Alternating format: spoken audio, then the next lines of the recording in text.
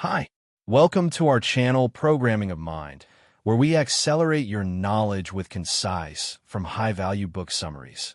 Let's begin. The teachings begin, understanding the nature of the self. With Arjuna's crisis and surrender, the stage is set for Krishna to offer profound teachings that will guide Arjuna, and by extension, all of humanity, towards spiritual enlightenment. This section marks the beginning of Arjuna's transformation, from confusion and sorrow to clarity and action. Krishna's first words to Arjuna are those of profound wisdom and compassion. His teachings delve into the nature of the soul, the essence of right action, and the importance of understanding one's true self.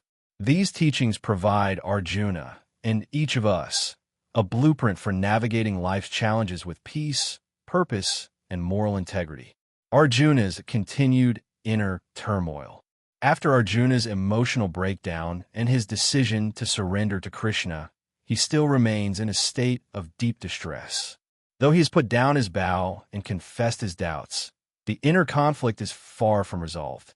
He is overwhelmed by the enormity of his predicament. The battlefield, which was once the arena for action and heroism, now feels like a site of hopelessness. His heart is heavy with grief, and his mind clouded with uncertainty. He struggles not only with the idea of killing his family, but also with the more profound implications of life, death, and the meaning of duty. This inner turmoil is not unique to Arjuna. Every human being, at some point in their life, faces a similar crisis. We are often caught in the grip of emotions that cloud our judgment: fear, sorrow, anger, confusion. Just as Arjuna faces a battle on the outside, so too do we face battles within ourselves. These inner struggles often involve questions about our life's purpose, the value of relationships, and the importance of duty. For instance, imagine a person who faces a career decision that pits their personal values against their professional ambitions. Do they stay in a job that compromises their integrity, or do they follow their passion, knowing that the consequences might be hard to bear? The choices might not be as clear-cut, and this is exactly the dilemma Arjuna faces on the battlefield. Krishna's first teaching, the immortal soul. Krishna's first response to Arjuna's despair is to gently, but firmly, remind him of the eternal truth about the nature of the soul. He speaks of the immortality of the soul, a message that has echoed throughout the ages in various forms across different cultures and spiritual traditions. Krishna tells Arjuna, "You grieve for those who should not be grieved for. The wise grieve neither for the living nor the dead. Never was there a time when I did not exist, nor you, nor these kings, nor in the future shall any of us cease to be." This teaching is profound in its simplicity and universality. Krishna explains that the soul, or Atman, is eternal and indestructible. It is beyond the physical body, which is subject to birth and death. While bodies come and go, the soul remains unchanged. Just as one discards old clothes to wear new ones, the soul sheds one body and enters another. This understanding of the soul's immortality provides Arjuna, and us, with a broader perspective. Death is not the end, it is simply a transition. The physical body, though cherished in life, is ultimately temporary. It is the soul that transcends life and death, continuing its journey toward liberation. For Arjuna, this realization is liberating. He understands that the war he is about to fight is not a battle between life and death, but rather a confrontation with his duty. The souls of his family and friends will not cease to exist. They will simply transition into a new phase of existence. The concept of Dharma, the call to duty. Krishna's teachings now shift to the concept of Dharma, righteousness, or the moral order of the universe. Dharma is the path that one must follow to live in harmony with the divine laws of the universe. It is the duty or responsibility each individual has, depending on their station in life. Krishna tells Arjuna, "Your duty is to fight. Therefore, do not waver. It is the duty of a warrior to fight in a war, and you should not shrink from this duty." This teaching highlights the importance of understanding one's duty and fulfilling it with commitment and without hesitation. Arjuna's role as a warrior is not just a personal choice. It is part of the larger divine order. His duty to fight is aligned with the greater cosmic plan. Krishna explains that Arjuna's attachment to his family and friends is leading him to doubt his duty. Arjuna must rise above his emotions and realize that his actions, although difficult, are necessary to restore justice. He is not fighting for personal gain, but for the preservation of Dharma, the protection of righteousness, and the defeat of unrighteousness. This idea of Dharma is not limited to Arjuna's role as a warrior. Each person, regardless of their role in society, must perform their duty with devotion, honesty, and integrity. For example, a doctor's duty is to heal, a teacher's duty is to educate, and a parent's duty is to nurture their children.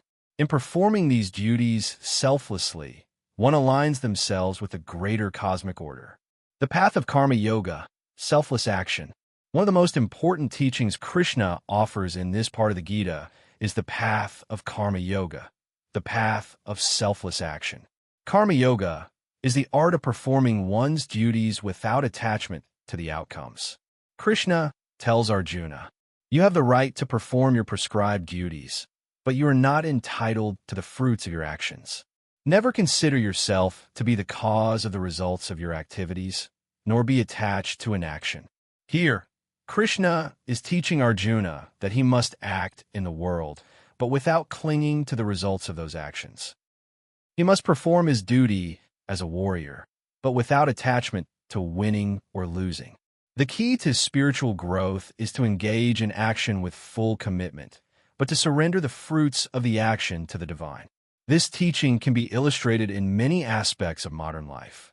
Take, for example, a teacher who pours their heart into educating their students. They give their best effort, but they do not obsess over whether every student will pass or succeed. Their role is to teach. The results are beyond their control. Similarly, an artist creates a painting or a musician composes a song, but they do not tie their self-worth or peace to how the world receives their work. They simply create, knowing that the act itself is the offering. Karma yoga teaches us that true freedom comes when we detach from the outcome and focus on the process. It is not about striving for success or fearing failure. It is about doing what is right because it is the right thing to do. The power of detachment, understanding the nature of attachment. In his teachings, Krishna urges Arjuna to perform his duties without attachment to the results and without being swayed by the desires of the ego. This principle of detachment is central to spiritual practice. Arjuna's attachment to his family and friends is creating a barrier to his sense of duty. Krishna explains that attachment leads to confusion and suffering. When one is attached to the outcome, they become entangled in the cycle of desire, frustration, and disappointment. However, when one performs their duty without attachment, they are free from this cycle. They remain peaceful, focused, and steadfast in the face of challenges. The principle of detachment can be understood through a simple, everyday example. Consider a person who is striving for success in their career. If they are attached to the outcome, they will constantly worry about promotions, recognition, and validation.